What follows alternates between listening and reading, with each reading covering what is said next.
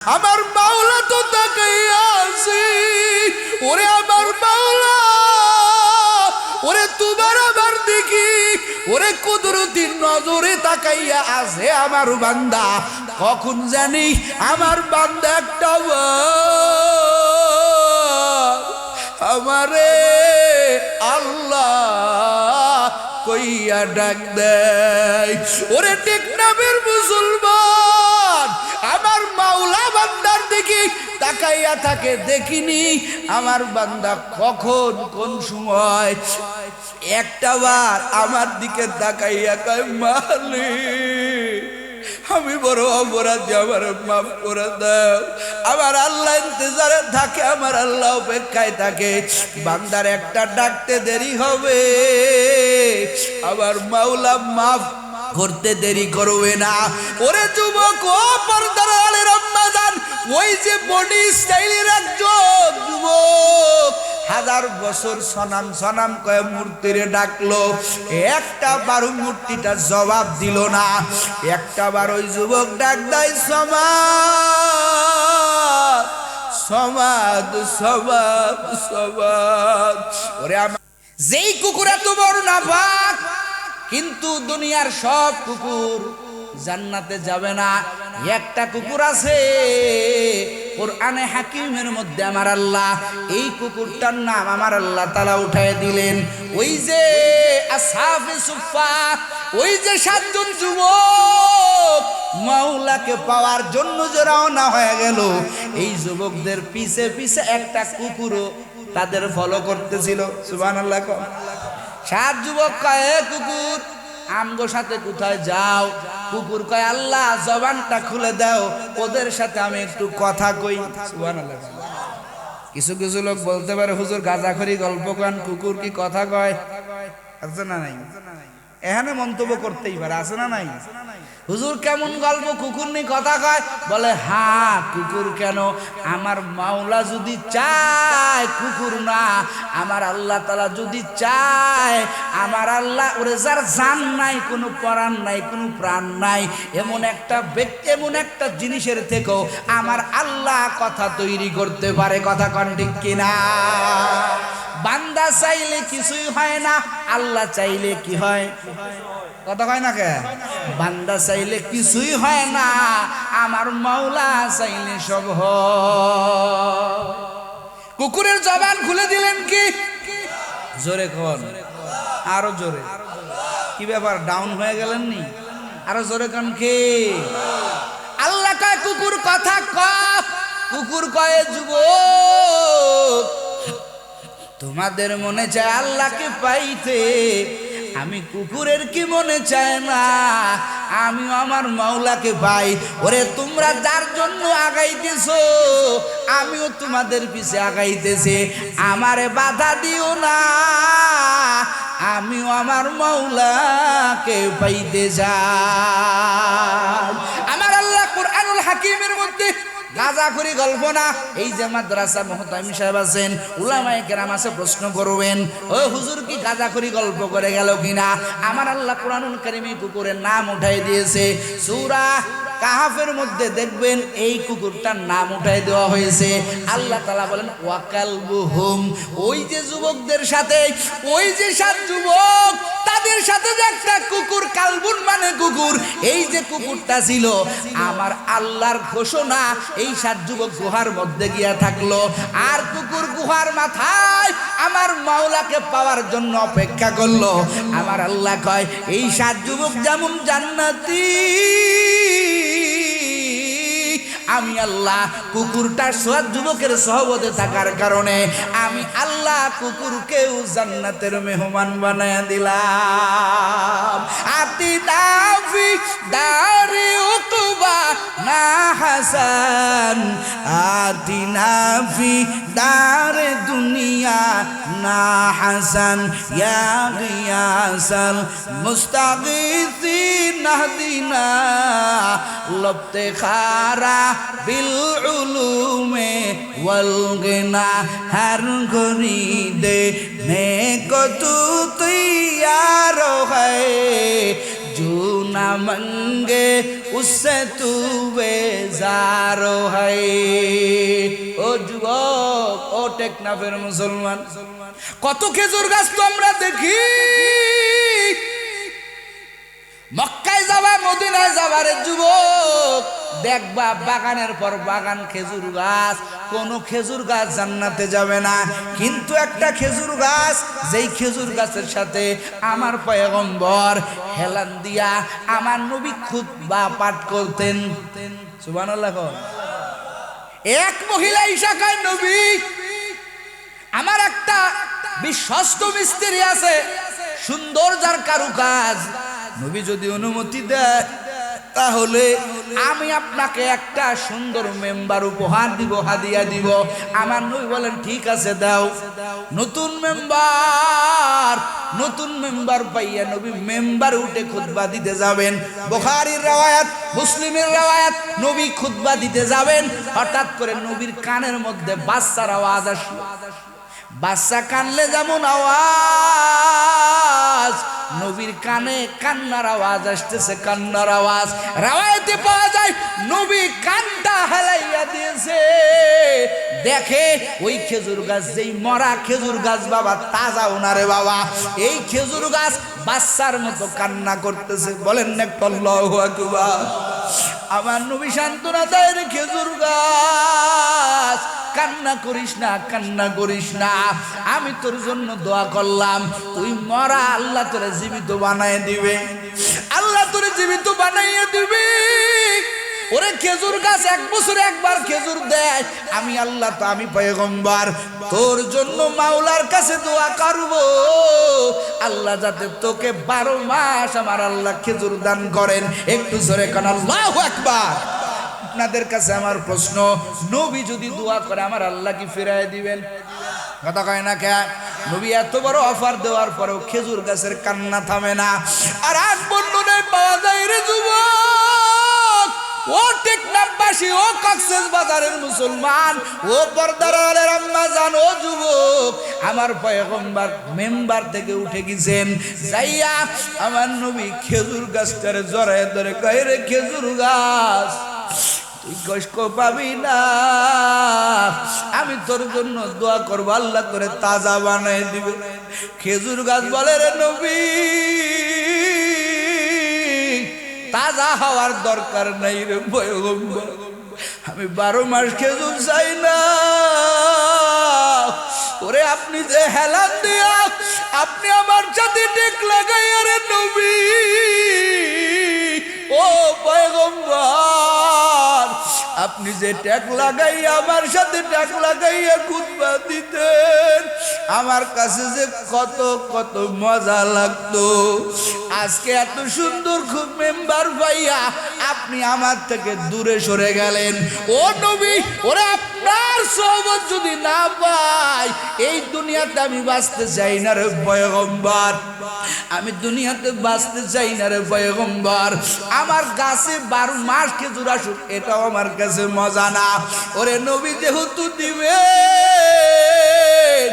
আমার একটা আবদার, ওরে যেই জান্নাতে আপনি থাকবেন, আমি আপনার সাথে জান্নাতে থাকতে চাই। সোহবতে সালে তোরা সালে কুনাত, সোহবতে তালে তুরা তোলে কুনাত, এক জামানা সোহবতে বা আউলিয়া, বেতারা 100 সাল তাআত বেরিয়া, খুদ খুদ মাওলানা রুবি নশাদ, তা গোলামে শামসতি বিরিজি নশাদ। একটু জোরে কান আল্লাহু আকবার। হাদিসে পাওয়া যায় নবী বলেন, এই খেজুর গাছ আমার নবীর সাথে জান্নাতে থাকবে। ও যুবক, খেজুর গাছের মর্যাদা বাড়লো না কমলো? এ কতক্ষণ বাড়লো না কমলো? কত খেজুর গাছ তো আছে, কোন খেজুর গাছ জান্নাতে যাবে না। এই খেজুর গাছ শুধুমাত্র নবীর পরশ পাওয়ার কারণে, আমার নবীর সহবত থাকার কারণে খেজুর গাছ জান্নাতি হয়ে গেল। জোরে কন্যা সুবহানাল্লাহ। এরে যুবক, সহবতের কত দাম ও যুবক। ওরে নবী আমার 40 বছর থেকে নিয়ে শুরু করে আমার পয়গম্বর 13 বছর পর্যন্ত ওই যে আবু জাহেলের কালেমার দাওয়াত দিল, কতবার বলল চাচা জান আমার সহবতে আসেন, আল্লাহকে মেনে নেন। আবু জাহেল কালেমা পড়তে পারলো না, সহবত গ্রহণ করলো না, ওরে বেঈমান হয়ে মারা গেল। আর 27 বছরের যুবক হযরতে উমর, যেই উমর তরবারি নিয়ে নবীর গর্দান আনার জন্য রেডি হয়ে গেল। ওমর দৌড়াইতেছে নবীর গর্দান আনার জন্য। আমার আল্লাহর কাছে আমার পয়গম্বর দোয়া করে রাখছেন, ও দয়ার মালিক, ও আল্লাহ উমরকে তুমি ইসলামের জন্য কবুল করে নাও। আল্লাহু আকবার। এজন্য মুহাদ্দিসিনে কেরাম সমস্ত রাবীগণ বলেন সব সাহাবী হলো মুরিদে রাসূল, কিন্তু ওমর মুরিদে রাসূল না। ওমর হলেন একজন ওয়ান পিস সাহাবী, যিনি হলেন মুরাদে রাসূল। একটু জোরে কেন আল্লাহু আকবার। সমস্ত উম্মতেরা তালেবে রাসূল, কিন্তু ওমর কেমন সাহাবী ও যুবক ও টেকনাফের মুসলমান, ওমর হইলেন মাতলুবে রাসূল। আল্লাহর থেকে চেয়ে তারপরে ওমরকে ইসলামের মধ্যে আমার নবী ঢুকানোর আবেদন করেছে। একটু জোরে কান সুবহানাল্লাহ। ও যুবক, ওমর তরবারি নিয়ে নবীর গর্দান আনার জন্য আসে। বুনবগ্নিপুতির কোরআনের তেলাওয়াতে রে বাবা, কোরআনের তেলাওয়াতে ওমরের দিল কাঁদে। ও বাবারা, ও টেকনাফের মুসলমান, ও কলিজার যুবকেরা, এই যে মাদ্রাসার মোহাব্বত তোমার নাই, কোরআন তেলাওয়াত শুনো না, উলামায়ে কেরামের সহবতে আসো না, তলবে ইলমদের মাথায় যদি একটু হাত বুলাইয়া দিতা, মাঝে মাঝে একটা গরিব ছাত্র যদি একটু সহযোগিতা করতা, আমার আল্লাহ তাআলা তোমাকে ইলমের মর্যাদা, কোরআনের মর্যাদা, ওরে তলবে ইলমের মর্যাদা দিয়া শুধু ক্ষান্ত হতেন না, হাসরের ময়দানে ওই তালবে ইলমের সাথে আমার আল্লাহ তোমাকে জান্নাতে যাওয়ার সুযোগ করে দিতে। উমর বোনার বগ্নিপুতির তেলাওয়াত শুনে হৃদয়টা কান্না করে। ও বোন, এত মারলাম, মরতে রাজি হয়ে গেল, কালেমা ছাড়তে রাজি হও না। হল হল করে রক্ত পড়তেছে রে যুবক। উমর কয় বোন, কি এমন মোহাব্বতে জড়ায় গেলা? তোমার ঘরে ঢুকার আগে দেখলাম তোমরা যেন কি করুণ সুরে সুরে পড়তেছিলা। এবার উমর কয় ওই কিতাবটা একটু আমার হাতে দাও, আমি একটু পড়ি। বোন কয় ভাই তোমার হাতে দেওয়া যাবে না, এটা আমার মাওলার কুরআন, তুমি যদি মাওলার কোরআন হাতে নিতে চাও অবশ্যই দেব, তবে যাও একটু ওযু করে আসো। উমর, যে উমর গর্দান নেওয়ার জন্য, নবীর গর্দান নেওয়ার জন্য তরবারি নিয়ে বাহির হইল রে যুবক, হেদায়েতের মালিক কে? আস্তে কান জোরে কন, হেদায়েতের মালিক আমার আল্লাহ। এই উমর এখন তরবারি রাখিয়া ওযু করতে যায়, একটু চিল্লায় জবান ছেড়ে কন আল্লাহু আকবার, আর জোরে কন আল্লাহু আকবার। ওমর ওযু কইরা আসছে, বোন কোরআনটা দিছে, কিতাবের মধ্যে পাওয়া যায়। ওমর কোরআনটা খুলিয়া সূরা তাহা থেকে তেলাওয়াত শুরু করে দিল। অনেক দূর পর্যন্ত আগাইয়া, ওমর তো আরবি মানুষ, আরবি পড়তে পারে, ওমরের ভাষা আরবি, আমার মাওলার কোরআনের ভাষাও আরবি। ওমর পরে আর ওমরের চোখ দিয়া দর দর করে পানি পড়ে। ওমর কয় হায় রে, এত সুন্দর কথা আমি জীবনেও শুনি নাই, এত সুন্দর কথা আমি জীবনেও পড়ি নাই। হায় রে, আমার মাওলার কথা কত সুন্দর, না জানি আমার মাওলা কত সুন্দর। এই মাওলা যাকে সিলেক্ট করেছেন সেই ব্যক্তিটা না জানি কত সুন্দর। এরে বোন আমারে ক্ষমা করে দে, এই কোরআন মিথ্যা হতে পারে না, চল আমার একটু নিয়ে চল, আমি পয়গম্বরের হাতে কালেমা করে মুসলমান হয়ে যাব। একটু জোরে কান বাবা আল্লাহু আকবার। ওমর কয় বোন চল রে চল, দেরি করিস না। ওমর রওনা হয়ে গেল নবীর বাড়ির দিকে রে বাবা। সাহাবায়ে কেরাম তাকায়া দেখে মক্কার যুগের বীর পালোয়ান উমর তরবারি নিয়ে নবীর বাড়ির দিকে আগাইতেছে। সাহাবায়ে কেরাম কয় নবী সর্বনাশ, উমর তরবারি নিয়ে আসতেছে। ও নবী দরজাটা বন্ধ করে দে। সাহাবায়ে কেরাম এই কথা বলার পরে আমার পয়গম্বর বলেন, ও সাহাবায়ে কেরাম দরজাটা বন্ধ করিস না রে, ওমরের জন্য দরজাটা খুলে দে। যদি ওমরের হাতে তরবারি, কিন্তু ওমর আমার গর্দান নিতে আসে নাই, বরং নিজেই গর্দান কাটার জন্য আসতেছে। একটু জোরে কান আল্লাহু আকবার। এরে কলিজার যুবক, ওমর ঘরের ভিতরে ঢুকছে। বর্ণনায় পাওয়া যায় নবী আমার ওমরের কোমর ধরে কয়, এ ওমর রে, এখনো কি তোর সময় আসে নাই কালেমা পড়ার? ওমর দুই চোখের পানি ছাড়তেছে আর কান্না করতেছে আর বলতেছে, রে নবী সময় না হলে কি আপনার কাছে আসি? আমার নবী কয়, রে উমর তোর জন্য আমি আসমানে আবেদন করে রাখছি। জোরে কানে আল্লাহু আকবার। আমি আসমানে তোর জন্য আবেদন করে রাখছি রে উমর। ওমর কয়, নবী আমাকে ক্ষমা করে দেন, আমি আপনার গর্দান নেওয়ার জন্য তরবারি নিয়ে ওই বাড়ি থেকে বাহির হয়েছি, কিন্তু মাওলার কোরআনের ছোঁয়ায় আমার আল্লাহ তাআলা হেদায়েতের নূর আমার কলিজার মধ্যে ধরায় দিছে। ও নবী আমার, তাড়াতাড়ি আপনার হাতের সাথে আমার হাতটা লাগাইয়া কালেমা পড়াইয়া দেন, এরপরে আমার গর্দান কেটে দেন। আমার নবী কালেমা পড়াইয়া দেওয়ার সাথে সাথে উমর কয়, ও নবী এবার চলেন, মক্কায় আজকের থেকে গোপন নামাজ হবে না। আমি আজকের থেকে বললাম। ওমর তরবারি নিয়ে কয়, এ মক্কার বেঈমানেরা কে আসো আসো, কে আসো আসো, আমি ওমরের খোলা তরবারির সামনে আসো। কেউ যদি নিজের স্ত্রীকে বিধবা করতে চাও তাহলে আমার তরবারির কাছে আসো। কেউ যদি নিজের সন্তানদেরকে এতিম বানাইতে চাও তাহলে আমার তরবারির কাছে আসো। এখন একটু আগে ছিলাম আমি তোদের দলের, এখন আমি নবীর দলের। গোপনে কোনো ইসলামের কাজ হবে না, আজকের থেকে সব কাজ আমি প্রকাশ্যে করব। একটু জোরে কান আল্লাহু আকবার। হেদায়েতের মালিক আমার আল্লাহর যুবক, কোন দিন যেন কার পরশে কার বয়ানে হেদায়েতের দরজা খুলে যায়, কার বয়ানে যেন দিলের ভিতরে কান্না চলে আসে রে যুবক।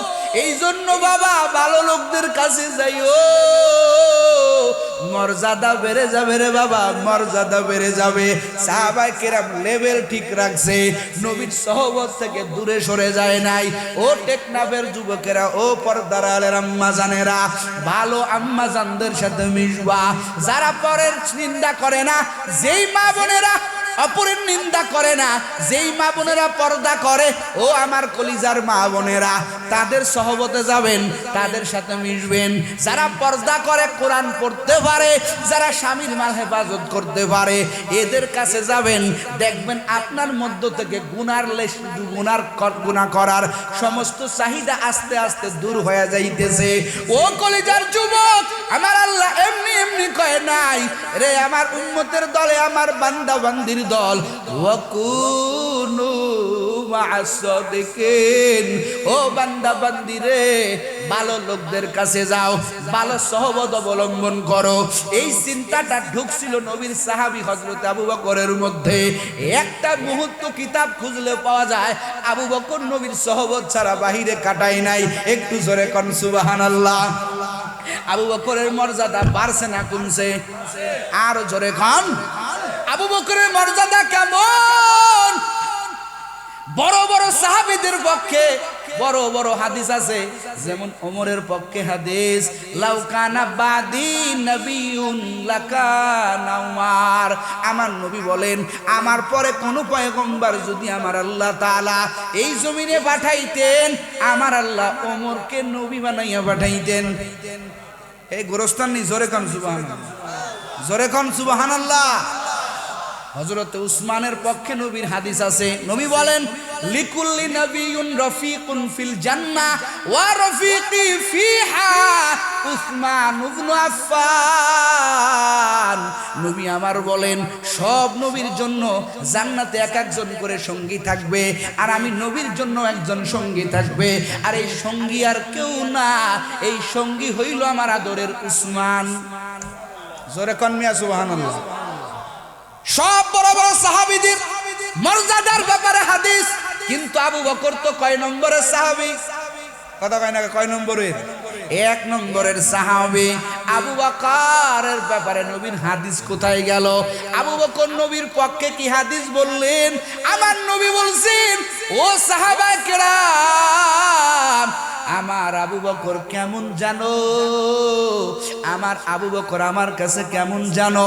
ওরে আমি নবী যখন আমার আবু বকরের সামনে যাই, আমার প্রতিছবি আমার আদরের আবু বকরের মাঝে আমি দেখতে পাই।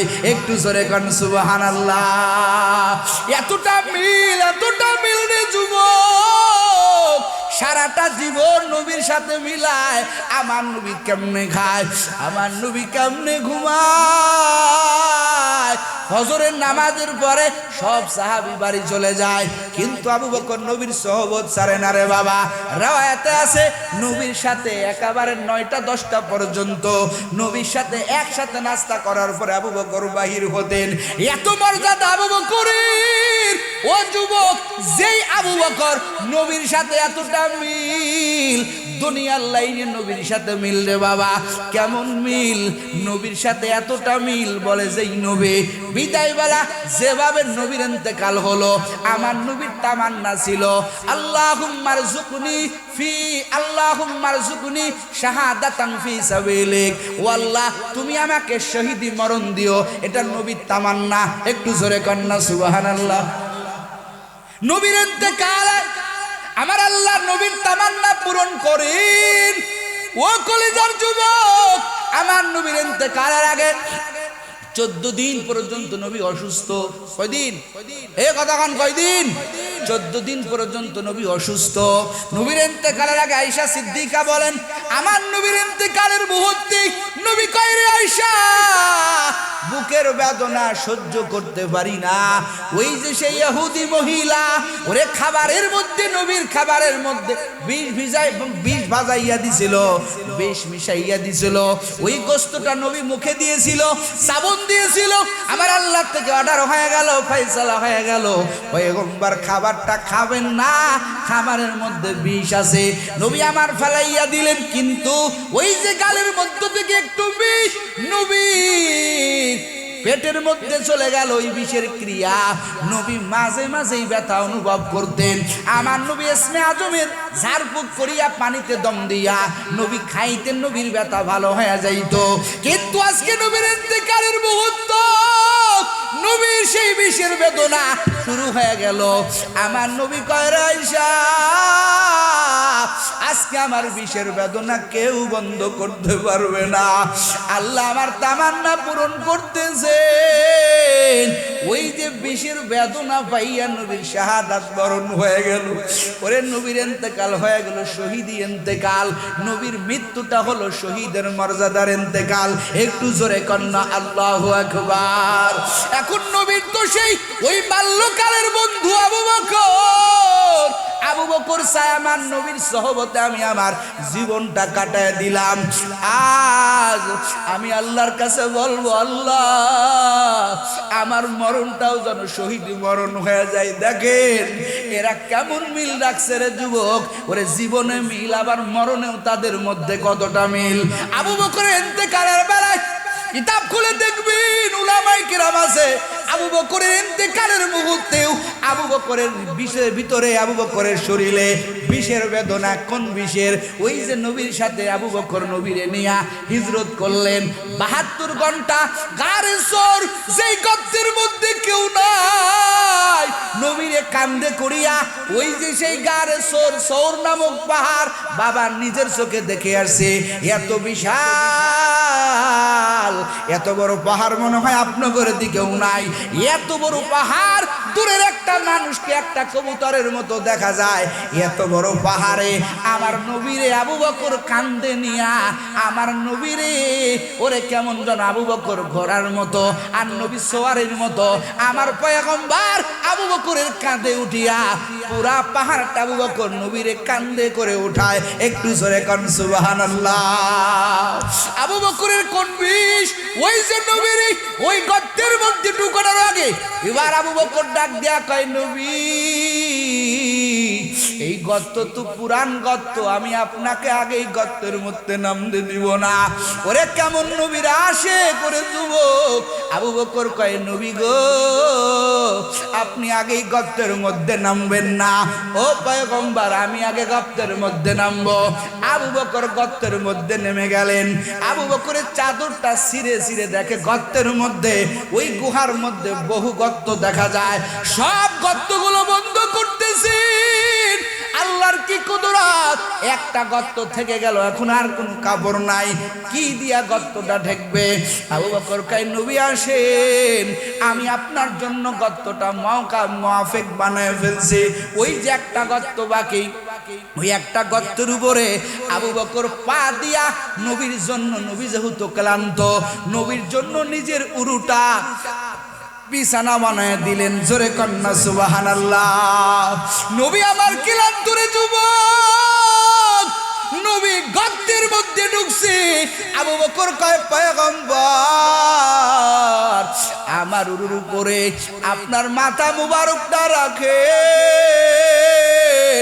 আমার উরুটা আপনার জন্য বালিশ বানায় দিলাম। হ্যাঁ রে আবু বকরের ভাগ্য, গর্তের মধ্যে কেউ নাই। আবু বকর 72 ঘন্টা নবীরে নিয়ে গর্তের মধ্যে। ওরে নবীরে এতটা মোহাব্বত করতেন, নবী আবু বকরের উরুর উপরে শোয়ার সাথে সাথে নবী ঘুমাইয়া গেলেন। ওই যে গর্তটা, যেই গর্তটা আবু বকর পা দিয়া ঢেকে রাখছে, আল্লাহর কি কুদরত, ওই গর্তের মধ্যে একটা সাপ 1000 বছর আগে ওই যে তাওরাতের এক বয়ান শুনিয়া শুনছে, নবী শেষ নবী এই পথ দিয়া হিজরত করবে, এই গারে সোরের মধ্যে নবী আসবেন, এখানে 72 ঘন্টা নবী কাটাইবেন।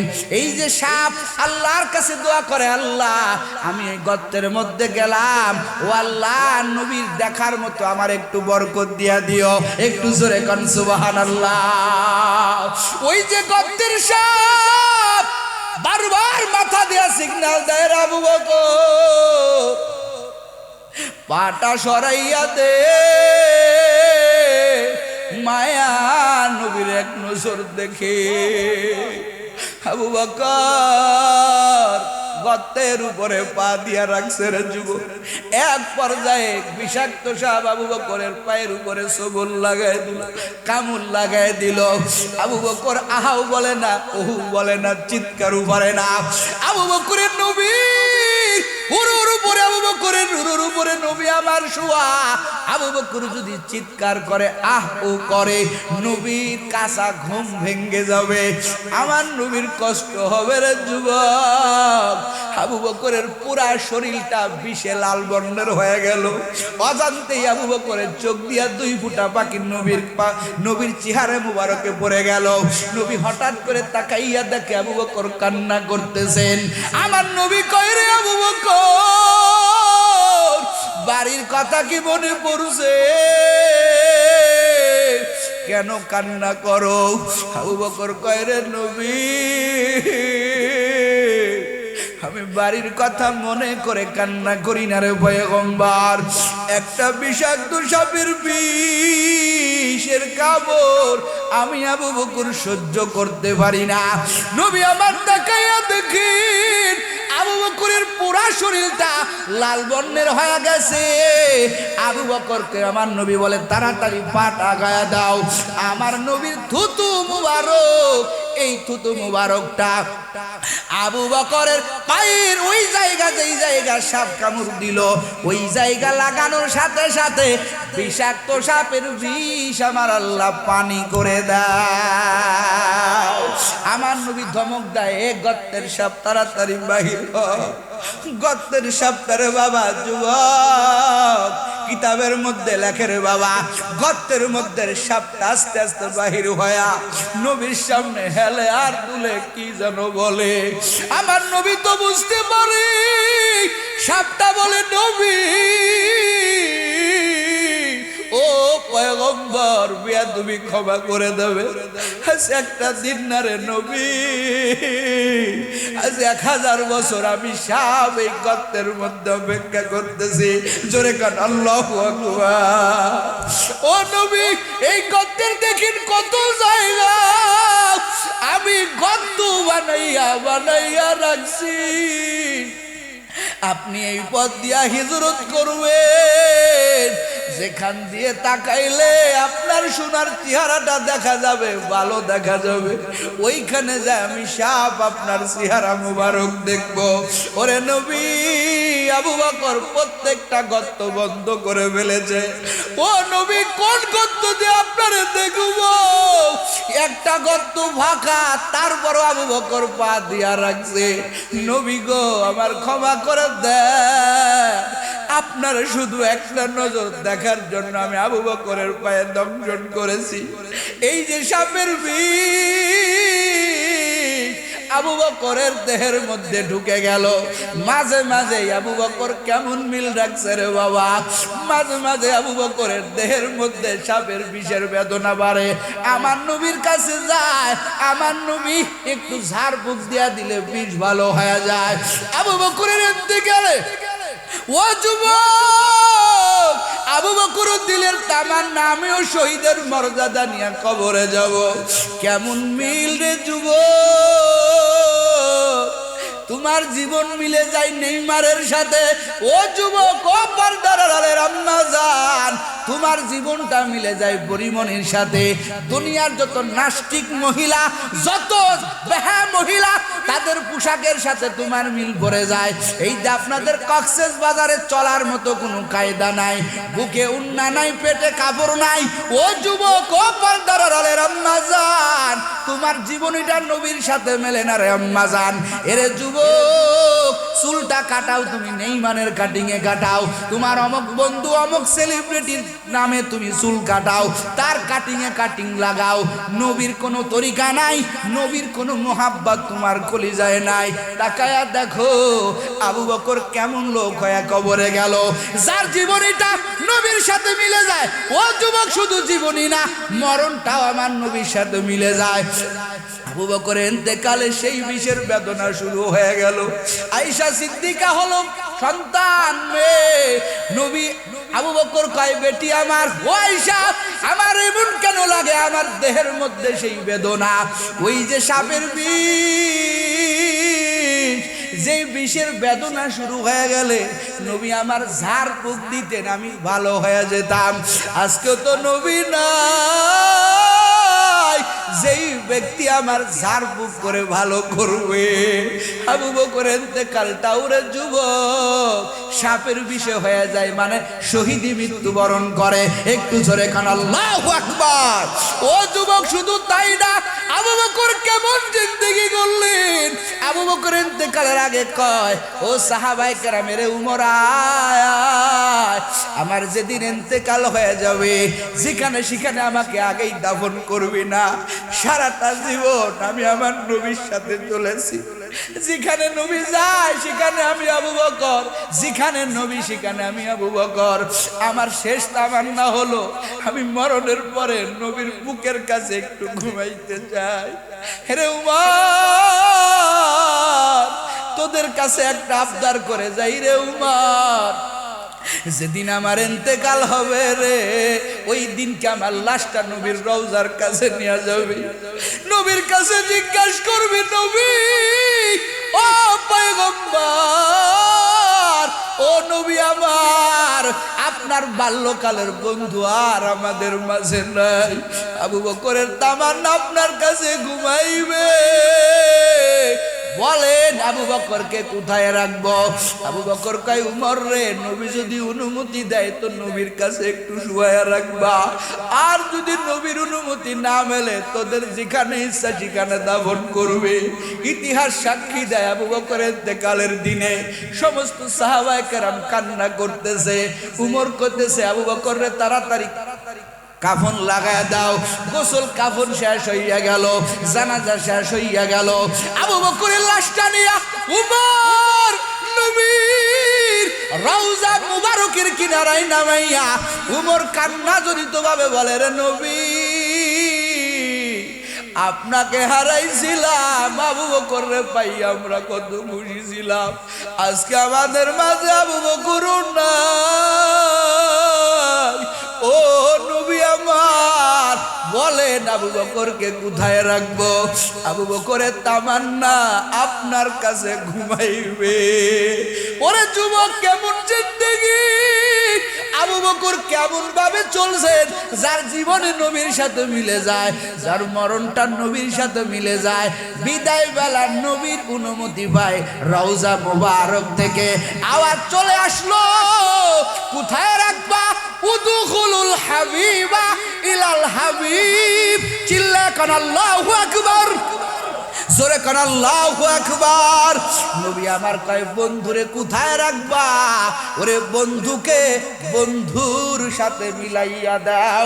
একটু জোরে জোরে কান আল্লাহু আকবার। এরে আল্লাহর গোলাম, ও টেকনাফের মুসলমান, ও কলিজার যুবকেরা, ও কক্সেস বাজারের মুসলমানেরা, মনে কি ভয় নাই? কবর কি যাওয়া লাগবে না? আমার আল্লাহ তাআলা মাঝে মাঝে কোনো জায়গা আমার আল্লাহ আযাব দেখা দেয়। এই যে আমেরিকায় আগুন ধরে পুড়ে পুড়ে সব শেষ হয়ে যাইতেছে।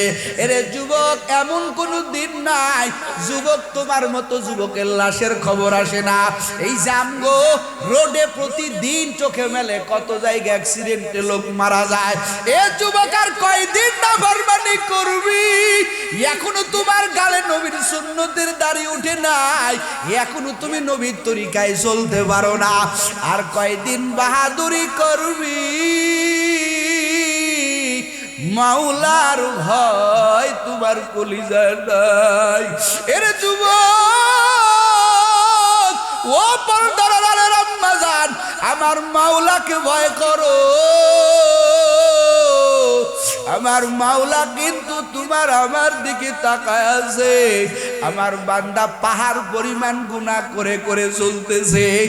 আমার বান্দা যদি এক জাররা পরিমাণ গুনাহ নিয়ে যদি কবরে ঢুকে, আমার বান্দা কবরের এক সেকেন্ড আযাব সহ্য করতে পারবে না। আমার মাওলা তো তাকাইয়া আছে।